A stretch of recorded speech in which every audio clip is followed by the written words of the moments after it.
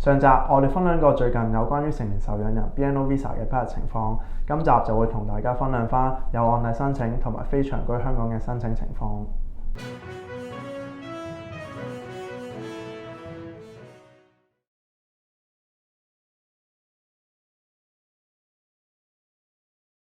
有案例申請 BNO Visa 今年又有收緊，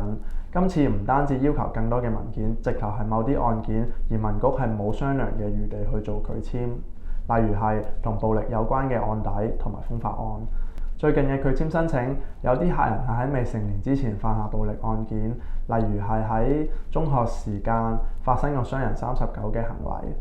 咁喺2024年未成年犯下暴力罪行，9成9都係會批到 Visa 嘅。但去到今年2025年，喺經驗上去做分享啦，我哋都會對傷人39、傷人19呢一類型嘅案件比較悲觀，因為移民局喺拒簽理由上只係會簡單解釋，話有機會對社會造成負面影響就算數啦。即使我哋同移民官去詳細講返案發經過，都未必有用。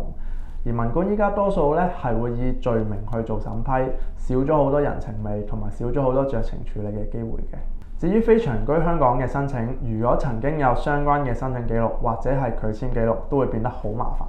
因為移民局佢會以你第一份申請表嘅地點假定你就係住喺嗰一個地方，就算之後更改翻正確嘅文件資料，都會質疑你係唔係真係住喺香港嘅，再叫你去提供更多證據去證明你係長居於香港。如果你身處海外，唔好亂咁申請 BNO Visa， 尤其係住喺加拿大，會好大機會批唔到之餘，仲有機會留低一個好難解話嘅拒簽記錄。工黨上場之後，其實所有 Visa 申請都係有所收緊，